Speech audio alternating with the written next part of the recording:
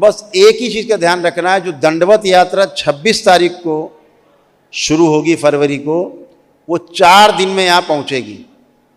कम से कम 4 दिन लगते हैं, ध्यान रखो। ये नहीं कि एक कदम दंडवत किया 2 कदम चल लिए आगे, ऐसा नहीं। ऐसा करोगे अपने आप ही आपको यहाँ वनडे का पुण्य नहीं मिलेगा।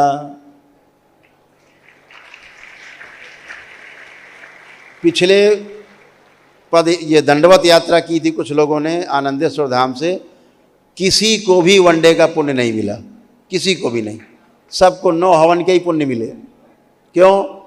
कुछ चले, कुछ फिर दंडवत किया, कुछ लोग चले फिर दंडवत किया, फिर पैदल चले, ऐसे किया। ऐसे नहीं, हर कदम दंडवत है। कोई पानी मिल जाए, कीचड़ मिल जाए, आप पार कर लो कदम करके। देख लो कि भाई हमें 4 बार और दंडवत करनी चाहिए, तो वहीं खड़े खड़े 4 बार और कर लो आगे, पैदल पार करके फिर कर लो दंडवत।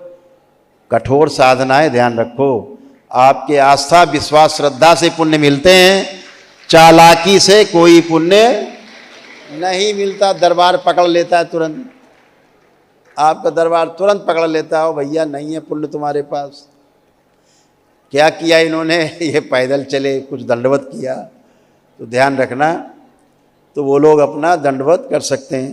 तो जो भी दंडवत यात्रा शहर से आएगी, अब वो आनंदेश्वर मंदिर से ना हो करके थोड़ा और कम दंडवत यात्रा करनी पड़ेगी। कम कर दिया इसीलिए, कम से कम वहाँ से 4 किलोमीटर दंडवत यात्रा आपकी कम हो गई।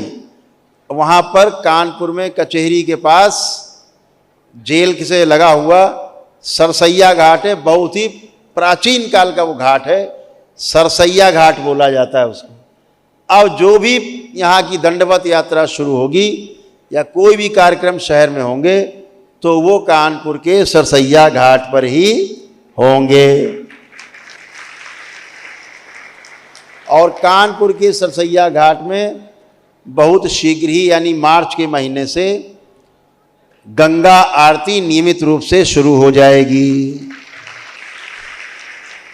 माँ गंगा की आरती हुआ करेगी दरबार की ओर से। सब व्यवस्था कराई जा रही है, और वहीं से आप लोग दंडवत यात्रा शुरू करेंगे, ये ध्यान रखेंगे। सब वहाँ व्यवस्था रहेगी, वहीं से सारी, चूँकि बहुत खुला स्थान है वहाँ पर और खुले हृदय के लोग भी हैं, तो वहाँ से ही दंडवत यात्रा शुरू होगी। और दंडवत यात्रा का एक प्रारूप है जो ध्यान रखें। होता क्या है, बहुत लोग दंडवत यात्रा शुरू करते हैं, रास्ते में किसी को पेशी आने लगती है, कोई हमें फ़ोन करते हैं पेशी आ रही, हम ख़त्म करते हैं। कोई गिर जाता, बेहोश हो जाता है, किसी को लगता है कि प्राण निकल रहे हैं, फिर फ़ोन आता है, फिर उसको दरबार उठाता है, फिर ठीक करता है। तो दरबार में जो भी भक्त हैं दंडवत यात्रा करना चाहें तो ध्यान से सुने। सबसे पहले उन्हें दरबार में आना है। जैसे 26 को दंडवत यात्रा शुरू करनी है, तो 25 तारीख को दरबार में आना है। दरबार में अर्जी बंधन करना है, बाबा माँ को अर्जी लगानी है, अपना बंधन लगाना है और अपना नाम यहाँ लिस्ट में लिखवाना है, अपना आधार कार्ड की फ़ोटो कापी जमा कराना है, ठीक है। और इसके बाद यहाँ से अपना आराम करिए और 25 तारीख को यहाँ से पद यात्रा करते हुए 4 घंटे में पहुँच जाएंगे। 4 घंटे में सरसैया घाट आप लोग पहुँच जाएंगे।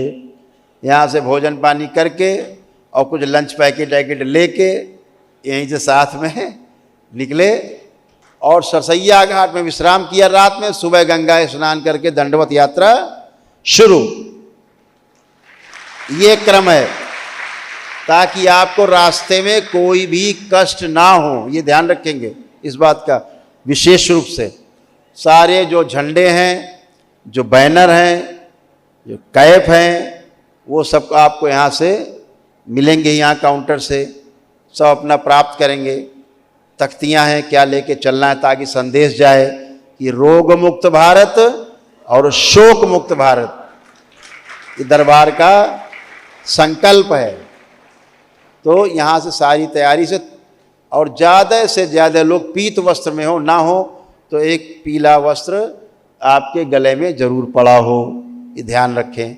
और खूब आप इसमें शंकर सेना के प्रदेश अध्यक्ष जी पीछे बैठे हैं हमारे सुबोध जी, वो उनके नेतृत्व में जो शंकर सैनिक हैं वो सारे व्यवस्था बनाते हुए, सुरक्षा व्यवस्था बनाते हुए आप सबको दंडवत यात्रियों को दरबार तक लाएंगे।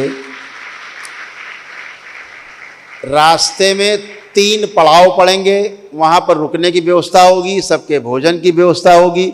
रास्ते भर में सबको पानी आनी पिलाना, जूस पिलाना, फल खिलाना, जो भी सेवा दरबार की रास्ते भर सेवा आपको, गाड़ियाँ रहेंगी दरबार की, वो देते हुए आएंगी आपको। ये सुबोध जी की जिम्मेदारी आप सबकी सुरक्षा की रहेगी। प्रशासन भी आपकी व्यवस्था में रहेगा, सुरक्षा में। ठीक है, सुबोध जी हैं, कह रहे हैं ठीक है।